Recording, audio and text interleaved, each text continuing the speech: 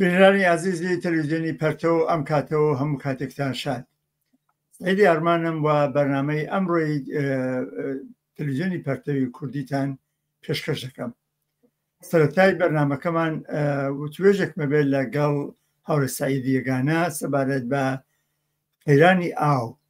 هۆکارەکانی چییە، چ ڕێگایەک هەڵبژێرین بۆ کۆتایی بەم نەهامەتی کە ئێستا مەوجودە. لەگەڵمان بن. هاوڕێ سەعیدی یەگانە سپاس دەکەم بۆ ئەوەی کە داوەتی منە قبوڵ کرد بۆ ئەم بەرنامەیە. سپاس بۆ توی هاوڕێ سەعید، سڵام هەیە بۆ ئێوە و بۆ بینەرانی تەلەڤیزیۆنی پەرتەفۆرم لە خزمەتان. خەڵکی ئێران بەعام بۆ کوردستانیش تەبان لەگەڵ لەم بحرانەیە دەرگیرن، قەیرانێکی گەورە کە هەم بێئاوی هەم بێبەرقی لە واقعە و هەر کەسێک ئەیسوێ بەسەر ئەویکەیە وە تا پزیشکیان ئاخرین ڕێیس جمهورە ئەڵێ 46 ساڵە ئێستاش هەیە و هیچ پێ ناکرێ وەرن کەسێ پێچی هێکرێ بۆ پێم بڵێ تۆ چۆن سێریام قەیرانەکەی و چۆنی باسەکەی لە واقعە بۆ چوونی تۆ چیە بەرامبەر بەم قەیرانە؟ بەڵێ دەزانین چۆنە هەموو شتێک متاسفانە لە ئێران توش بوحرانە، یعنی تۆ تماشاکەی بوحران بەرقە، بوحران ئابە، بوحران بتزیستە، بوحران معیشەتە، بوحران اقتصادی، هەموو شتێک بوحرانە. خب ئەگەر بەتۆرە کولی تواشاکەیت خب مخەسەر ئەسلی جمهوری ئیسلامیە بەتۆر واقعی تۆ یعنی حکوومەتێک کە هاتە سەر قدرەت لە ئێران لە هەموو شوێنێکە بالاخره مسؤول ژیان مردمە، مسؤول ئاوە، مسؤول بەرقە، مسؤول تەسهیلاتە، مسؤول ئاسایشە. بەرحاڵ دەوڵەتە کە تو ئەو ئیمکانات و بودجە و سەروەت و مەلەکەتە لە اختیارێ ئەو جۆرە واگەریکە توانێ خەرجی کات یا بیکە سەرف بە قەول معروف ئاسایش و ئەمنیەت مردم، خۆشبەختی مردم، زانم ڕفاه مردم، یا ئەوەی کە بەرعەکسەکەی وەک جمهوری ئیسلامی ئەولویەتەکەی شتێترە. خۆوان نەزانین مەسەلە ئەتۆمیە، مەسەلەی نیروگە نیابەتیە، چزانم بەرحاڵ ئەگەر ئیمکانات و مەملەکەتە سەروەتی کەس کە کەم سەروەتی نییە ئێران بەرحاڵ دایانی بۆ ئەولویەتەکە خۆی مەسەلەی مزگتە خۆرافاتە، چزانم حوزەی عەلمیەز و فرشتکەتر کە بەرحاڵ بۆ پێشبرد ئەهداف خۆی لە واقعات لە باسەری سەرمایەگوزاریەکە، مەسەلەی ئەتۆمی، مەسەلەی چزانم موشک بۆ بەربەرەکانی بەرحاڵەتەک دشمنە سەختگی خۆیە. منتها بحران ئەو بەطور واقعی بحرانی جدیە لە ئێرانە، بحرانی جدیەوە نەتەنها مەسەلەی سەنایە، مەسەلەی کشاوەرزی بە شدت مردمی تحت فشار قرار داگا. یعنی یەکێ لە بحرانگە جدیەکە ساڵهای ساڵە بە تایبەت ئیسام بحرانە، یعنی هەمیشە واسە بحرانەکان لە یەکەوە یەوەشەوەش دەست پێ کاتە ئەوێتە شتێکی زۆر جدی کەیتە قابل حەل نییە بەطور واقعی بۆ جمهوری ئیسلام. خب طبیعیە ئێرانی کە لە کشوەرێکی تقریبا نیمە وشک و توا وشکە، یعنی بارندگی زەعیفە لێنە بە تایبەت لە مەرکز و لە جنوب ئێرانە کە ئەڵبەتە ئەمە شتێکی جیهانیە بەطور واقعی، تەنیا مختص بە ئێران نییە، شاید لە ئێرانە بە دەرەجەی ئیکستریم بێ یا فرە بێت یا بەسەن بارندگی کەم بێت یا چزانم دەرەجەی لە خوارە بێت و ئەمانە. منتها الآن مسألة إقليم، مسألة بحران هوائي، چزانم تغيير آب وهوا شتێکی واقعا جهانية. الآن مثلا تواشاك فرقا ليونان، مثلا لتركيا، لإسبانيا مرتب أغريا، لأمريكا لفرشوان كترو معنا يا سيتي يا هوريكانتي يا آتش سوزي يا كماوية يا خوش سالية تانية قالك ما بيجي مختص بإيران نية. منتها إيران اكستريما بطور واقعي، يعني مسألة بحران أو واقعا زندگی مردمی تحت فشار قرار داد. خب مسئولا دولتی وقتی که أنا مستحب أقول قساكرية فرتر ربط يدن بعدم بارندگی أو بجن باران كم وبده إلى أو كم لسورتي كما بحذر فرفر بوچكة لواقع لبحراني كايس وجودي استيرانا فرتر بنظر من هلا قريته با سياسة قال صنعتي جمهوري إسلامي، كشاورزي جمهوري إسلامي ومجموعيك برحال زير ساختكريكا ضعيفة لإيران وجودي هز. ولا خب مثلا فرض كين دولة حاشي خليج فارس مثلا يعني شو كم بران وري معمولا قرم حتى زمسان قريش ولي أبني لأن بحراني وجودي بنا بحران حتى الدرياش قال مثلا دروستەکە مەسنوعی بطور مثاڵێژم یعنی تۆ على رغم ئەوەی کە مەسەڵەن خوشساڵی مەسەڵەن یا گەرما فەرزکەین لە عەربستان سووریا لە کشوەکە عەرەبیە تۆ نەتبیست کە مەسەڵەن هێنا بحران ئاو بێت وەرێ لە ئێرانە کە مەسەڵەن کشوەری بە دەرەجێک زۆر سەرسەوزە جەنگاڵی گاز بەتەسم لە تایبەت لە مناطق شماڵەوانە ئیسە مەرکەز و چوزان مەدارچ جنوب بە دەرەجەی کەمتر بە دەرەجەی گەرمای شەدید خوشساڵیەوانە وەرێ مەجموعەن ئێران بالاخره کشوەرێک حاصل خیز بوو متى بدەلی سیاسەتگەر غەڵەت ناکارامەدی دەوڵەت و چزانم عەدەم سازماندهی زێرساختگەر اقتصادی دروست بووکە باعثەوە کە ئەم بحرانە ڕۆژ بە ڕۆژ تەشیدۆ بێتەوە بەتایبەت لە مەرکەزە لە شوێنێکی وەک تارانە مەسەڵەن فەرزکەین بە قۆڵەکەی خۆت ئەڵان پزیشکیانە خێرن وزیگە ئەسەن تارانی تر ناتوانێت قابل زیست بێت رئیس دەوڵەتەکەیانەی تۆختی باس مەسەڵەن ئامارێکی بخۆنگەسەوە ئەژن 80% لە مەصرف ئەو سەر کەشاوەرزی بێت ئەویش نە بە شێوەگەر مۆدرن و بە تەکنیکە جەدید ومانە بە شێوەیەکی زۆر زۆر سنەتی کە تەبیعەتەن ئەو فراوە مەسەڵەن فەرزکەین دانی ئامارم خواندەوە مەسەڵەن لە مۆرد ئەسفان شوێنێکە هەمیشە مشکلات ئاوی بوو خۆتان زانن ڕۆتخانەی کە لە ناو شارە هەست هەمیشە گوشتاڵی بەجێجا ئاوێت بڕێجار ئاوێ نییە مەسەڵەن بارندگی بێفرەترە بارندگی نوێی کەمترە و اعتراضات کەشاوەرزی مەسەڵەن ئەسفان شتە ساڵە توولانی بە دلیل بێ ئاویشتە مرتبە اعتراضات شتە بووە بە تایبەت ئیمساڵ کەشاوەرزان فرە تحت فشار بوو خب لە مەملکەتێکە کە 80% ئاوی مەصرف کەشاوەرزی بێ معلومە جامعەت و شرک وحدانە بێت یعنی سیاستگەر دەوڵەت بۆ ئەوەی کە خۆی مستەقلەوە کاتەوە خۆی خۆت کەفاکاتەوە ئەمانە مەسەڵەن لە زمینەی سەنعەت و شتە فەرزکەین بەتۆر مثال لە ئەسفهانە سەنعەت مەسەڵەن نیروگاگەر ئەتۆمی هەڵێن مەسەڵەن یا سەنعەتگەرتر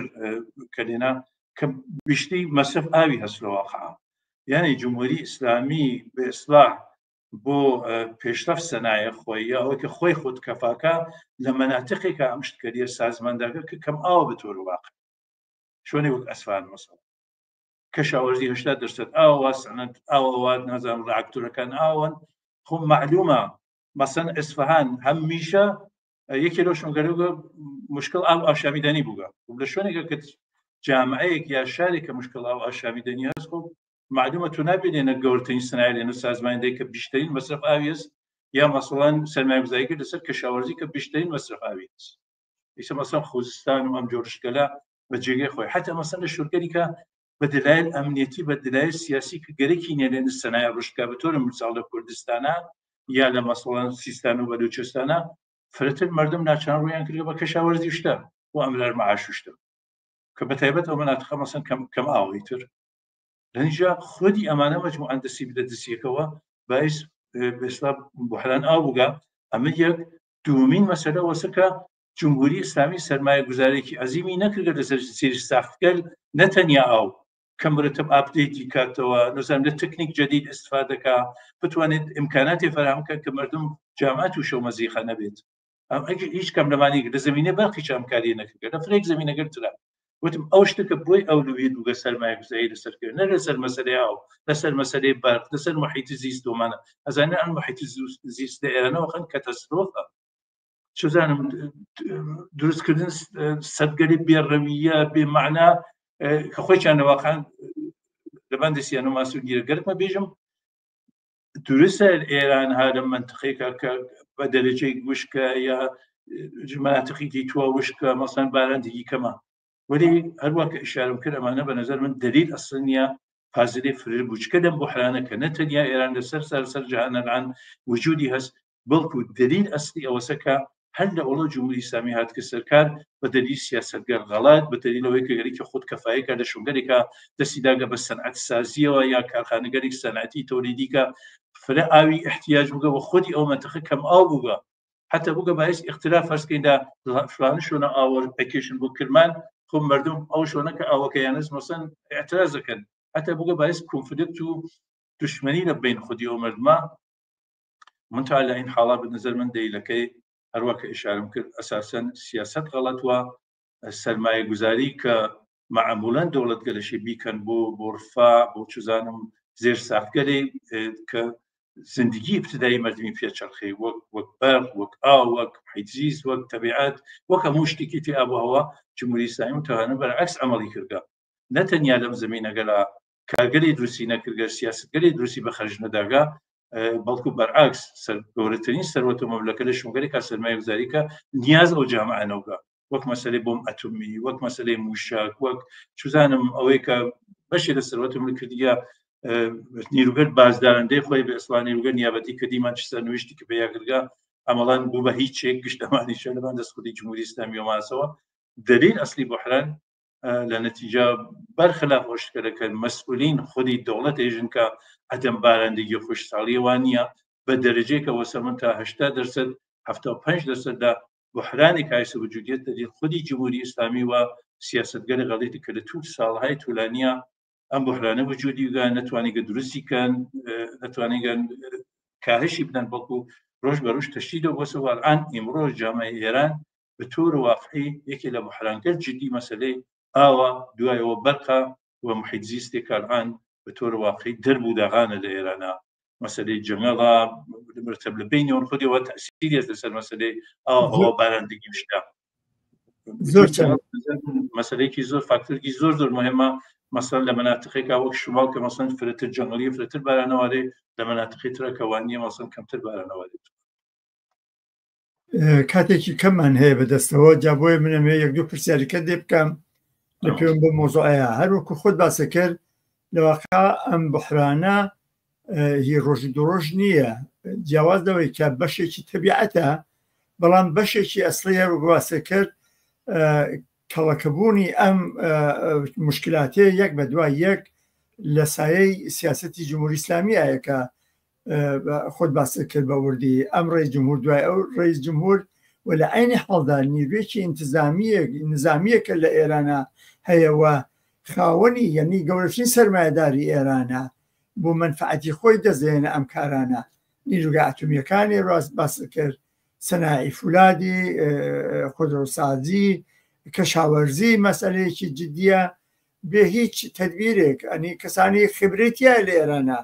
بەڵام ئەسڵەن تۆجییان پێ ناکەن جا هەر لەسەر ئەم مەوزوعە یەک دوو ڕۆژ لەو پێش جەنایەتکارێکی لە ئیسرائیل نەتانیاهۆ باسی لەوە کرد کە ئەتوانێت ناجی خەڵکی ئێران بێت ئەگەر خەڵکی ئێران نەجاتیان بێت لە دەست جمهوری ئیسلامی ئەوە توانێت گەورەترین دەستاوەردەکانی بهێنە بۆ ئێران من لە دڵخۆماوەتە وتم تۆ جارێ فعلەن قەحتی تەحمیل مەکە بە 2.5 ملیۆن فەلەستینی لە غەزە جاوجار تەکبیرێ بۆ خەڵکی ئێرانیش بکە بەڵام لەگەڵ ئەم مشکلاتەیە کە مەوجودە ئەرکی خەڵک چییە؟ خەڵک ئایا بۆ خۆشیان نەقشیان هەیە لەم تەخریبەیە لەم مەوزوعەیە یان نا فقط مقصر دەوڵەتە ئەمە بەشێکی لەوەی لە داهاتوە چی بکەین و چکردن بۆ ئەوەی کە چارەسەری ئەم کێشە بکرێت یا لانیکەم بەر بە فەجایعی گەورەتر بگیرێت دەزانین چۆنە ئەوڕسعید دەوڵەتێک ئەگەر بەنەزەم لە فکر مردمەکەیە بێت سوزانم لە فکر ڕفا و ئاسایش و ئەمنیەت مردمەکەیە بێت تەبیعەتەن ئەتوانێت کۆنترۆل دروستیشی بێ حتا لەسەر مەسرف بەرق ئاو مەسەڵەن من تۆ لە ئەوروپا زندگیەکەین من لە بیرم نایە مەسەڵەن لە ئاڵمانە واقعا لەبیرم نایە حتا 1 ساعت مەسەل بەرق چوو بێت مەسەڵەن تۆڕێژم یا مشکل ئاو هەیە بێتومان بالاخره خب 80 ملیۆن جەمعیەتی هەست ئاڵمان ئێران 80 ملیۆن جەمعیەتی هەست تێگەی چێژم ئێران کەمتر سەرسەوز نییە زانە مەناتقێکی وەک خوزستان و ئێرە بە قارەی سەوز مەشهورە تێگەی چێژم ولی بالاخره کنترۆلیان هەست ئەڵان نۆستن تۆ ئەمریکا هەر دانێ دارەوێنی یەک دانشمارە هابانیەوە تۆرە مەساڵێژم معلومە خۆمانە گشتی کنترۆڵەکەی ئابەوا کنترۆڵەکەی ئاو کنترۆڵە کردێت و تەلاشەکان مرتب زیرساختەکان ئاپدەیت کەن دروستیکەن لە تکنیک جدید استفادەکەن بۆ جامعە و مردم نەکەفنە مەزیقا ئەنتە بەرعکسەکەی لە ئێرانەوە نییە بە تۆر واقعی تۆ تواشەیەکە هەرچی شتەوێنی لەو جامعە بوحرانە بە ڕۆژ توش ئەمیخترەوێتەوە نەوەی کە جمهوری ئیسلامی حتا ئەگەر گەرێکی بێت مەسەڵەن کاری بکە لەو زمینە ئەمەڵەن پێ ناکردێ بە تۆر واقعی ئەوە یەک دوو من وتم سەرمایە گوزاریەکانی لە شوێنی ترا کردی کەسە ڕەبتی بە مردمۆنی نەتەنیا ڕەبتی نییە بە ئاسایش و ئەمنیەت و چوزانم خۆشی مردمەوە بەڵکو بەرعکس بووکە هینش بۆ عەلەی خودی مردم هەر ئەم مەسەلەی چزان مەسەلەی ئەتۆمیە ئەمەڵ بوو وایە 2010 مردم ئاوار بوون کوژبنەوەمانە یا چزان نیروگە نیابەتی ئەمانەوە غێرەوە غێرە گەرممە پێشم دەوڵەتێک ئەگەر لە فکر مردمەکەیا بێت حتمما لە فکر زیستاختەکانیان نابێت حتمما لە فکرەوە ئیمکاناتا بکە بە ژیان ڕۆژانەی مردم ئەلان مەسەلەی بەرد کار و کاسی مردمی فەلەج کردگە چزانم بەرق نایە بە موقع نایە وەختی توێت مەسەن یەخچال خراوەکە فریزەر خراوەکە کۆڵێک ئەسڵ خەرج و نیاگە سەرشانەوە کۆڵێ مێنەتی بۆ مردمە بۆش تۆ تەسەوەر کە مەسەن لە شوێنی وە خۆزستانە 50 دەرەجە هەوای گەرم تو یەخچالت نەبێ ئاو سەردت نەبێت ئالۆکرمە وەقعەن زیندگی بووگە جەهەنم بۆ مردمە گەرەکمە پێشم یعنی تۆ لە هەر سەرێکە و تواشایکەیت هەڵەگەڕێتەوە مەسئولیەتە ڕتەپای حکوومەتێکە ئیمکانات و سەروەتی هەست منتەها لە شوێنگەرێکە خەرجی ناکەکە مردم چزانم ئاویان بێ مردم بەرخیان بێت چزانم ئەگەر لازمیش بێ بە مۆخە کۆنترۆلی کەینوە شەیکەن لە بهترین ئیمکانات دنیا قەرنی سوێت چزانم ئەوە تشنیک ئەوە وسایل ئلکترۆنیکی ئەوە پێشرفتی کردە واقعاً نیازم ئینسانگە لە بەراوردەکە لەلایەکە خۆی شەڕەکات ئیمکان نادات لەم ئیمکاناتە ئیستفادەکە لە دنیا چزانم مەسەلەی تەحریم و غێرە غەمانە هەر لە هەر سەرێک و تواشاکەی خۆی جمهوری ئیسلامی بە نظر من عامل ئەم بەدبەختی و بێچارەگیەکەوە مردمی بە وجی هەولگا و بە نظر من ئەم جامعەیە هەر لە موقعیتێکە کە جمهوری ئیسلامی ئەسڵ دەسەڵاتی نییە ئیمکانەوەی نییە ئەنێ بحرانەکان ئەو نەعمیقە ئەو نەشەدیدە بە نظر من ئەسڵ ئەمە وەقەیە ڕێگا چارە چییە؟ ئەتانی چۆنە مەسەڵەن هاوڕێسایبایەکی تر باشکەم تۆ بەنسبەت مثلا جمعیت ایران زمانی که زمان اقلا 57 مثلا 30 من جمعیت 35 من جمعیت زمان 80 من جمعیت است به نسبت ازدیاد جمعیت تو ايش سايك امكانات لو جامعه فرام كي تيجي تجم اما نيه اما وجود نيه بون نسبه كجمعيه حضور واضح جمهوری اسلامی جمهوری اسلامی هیچ کات به فکری رفای جامعه نبووە ئێستا خەڵک تووشی ئەم دەوڵەتە بوون جنایەتکارە بێتەدبیرە مقەیدی گیانی خەڵک نییە مقەیدی ڕفای و ئاسایشی خەڵک نییە بەخۆشیانەڵێ مەسئولینی محتەرەم مەقامی معەزەمی ڕاهبەری ڕێگە هەر چییە خەڵک چۆن نەتوانێت نەجاتی بێت لە دەست ئەم وە شومەی نەهامەتیە و ئەم هەموو بەڵایی کە ئێستا بەسەریانە ئەبارێ دەزانین چۆن هاوڕێسا ئێمە بارها لەم تربوونە ختا بۆ جامە ختا بۆ مردمە قسەی خۆمان کردگە ڕاستیەکەی ممکنە کەسێک بێژێت ئەوەی سەوان خۆیان لە خارجە دانیشتن و خەریکن دەستور سادرەکەن بۆ ئێمە منتها واقعیەتە و جامعە نیشانیدا بخۆم لە ساڵ 96 تاییسە چەندین خیزش و چەندین چوزانم توانایی بنی قیامنای بنی انقلاب 1401 مردمی ڕۆژ چوزانم سێ مانگ هاتن ناو خیابان اعتراضیان کرد دەقەن بەم بخاطر مشكلاتها بخاطر مسألة معيشات بخاطر اختناق خاص سركوب بس شو زانم ومرت ما هيك كان يواقع الجامعة أنا أمنيتي أنا أسايشي أنا زنا وزيت معيشتي أنا باش أو وزيت أو بركة أو وزيت محيزيسة هيك كان يوم مرت جمهوري الإسلامي واقعا همش تجي لهم مرت مثلا جا بام سياسة قالوا كتشلو 5 سال هذا بيشوا شو زانم شرطك أو دشمنيتك أو شو زانم وتواصل ما يوم لك تيت بردگی لشونگری که سرمایه گذاری که اصلا رفتی به زندگی مردمان برعکس بوگا باری بسر مردمان بوگا دشمنی علیه مردمان بوگا شر علیه مردمان لنجا چاریک واقعا مردمانی خودی مردمان تصمیم اگر وقتی هاتن خیزش انقلابی 1401 یان شکل پیدا نبوده سو من بو نه این تو نه هیچ کسی کیتر نه هیچ حزبی کیتر خویان یاسمون بده سو وضعیت کریکار جنان جوانا ناخیبان واقعا هیچ ڕێگەی تر بۆ مردمان نەماگەسەوە نتانیاهو هرچی گەژی با بێژێ ترامپ هەرچی گەژی با بێژی ولی تا ئەو جێگا بە خودی مردم ئەو جامعەیە ئەکسریەت مردم لەو جامعە لەگەڕێتەوە کارم بەسەر خەریەتێکەوە نییە بەلاخەرە لە هەر تحوڵێک چوزان اجتماعی سیاسی لە جامعە بەلاخەرە بەشێ لە مردمە لە باڵ ڕژیمە دەمێنەوە هەر فایدەکەن بە دەلایل اقتصادی ئەوەی کە نانیان ناڕۆنا ئەوەی کە بەلاخەرە عەقاید یانەس بەلاخەرە وەلی ئەکسریەت مردم لەو جامعە واقعاتکن تن بەدەست ڕژیم ناویانس نانیانس نمعیشتیانس معلومی شوار روش ماگیتر زندگیان چون اچته برای روش بر روش سفره خالیه تو گیفانی خالیه تو چوزانم اختلاف و بدبختی زور رگایت نیجوزوی که اون مردم به نظر میخوان سردن بالاخره کاری بکن یعنی منظور مواسط تعام رژیماز به طور واقعی مشکلات فطری تو بحرانگری تشدید به تو و امینی تایست 2010 بو الان ئاتش بەس معلومش نتوانە شەڕێتە تۆ تحمل بێ بۆ مەرد یەکێ لەو مەترسیانە ئەوەیە ئێستا کاتی بەرنامەکەمان یەک دەقەمان ماوە چون لەگەڵ دوو کەسی کار لە هاوڕێ قسە باسمە بێت ئەوە بنزین خەڵکی هێنایە سەر شەقام مەشاکلی مەحساب نمونەیەکی بارزی بوو کە کولی ئێرانی هەژاند دەساوەردی بوو بۆ خۆی ئەی ئەم بحرانە ئەتوانێ زەمینە سازی ئەوە ببێ کە خەڵک خۆی ڕێک بکات و بێتە مەیدان بە تۆری جدیانە دەزانین چۆنە ئەم بحرانگەلە وجودی هەست و بە نظر من خروجی ئەم بحرانگەلە ئەوەسە ئەم جامعە تەکلیف خۆی جمهوری ئیسلامی ڕۆشنەکاتەوە معلومە خودی ئەم بحرانگەلە ئەتوانیت جەرەقەگەلی بێ ئەتوانیت جەرەقەگەلی بێ بۆی مردم بێنە خیابان بۆی کە ئێعترازکەن بۆی کە خۆیان سازمان بدەن خۆیان متشەکلکەن هەمبەستە بنوبێنە ناو خیابانی ئێعترازکەن ڕێگەیەک بۆ مردمە نەماگەستەوە خۆ معلومە ئەزانین سەرکوب بە زانینی اختناق هەست واقعا 1401 خۆیان وتیان ئەوە ئینقلابی بوو ئەیتوانی ئەو ڕژیم واقعا سەرنگون کە بە سەرکوب بوو بە وحشیگەری بە خەرجیاندا خۆیان جەدا جمهوری ئیسلامی بە تۆر واقعی تێگەی چێژم کشت ئەمان هەست وەلی ئەوێنی ئەو جەماعەت پیسە ماوەیەک شەڕ و 12 ڕۆژ بالاخره لازم بوو مردم نەفەسی بکێشن دوارە خۆیان سازنەوە دوارە وشیار نەبێنەوە یان وشتە دەبێ خۆیان سازنەوە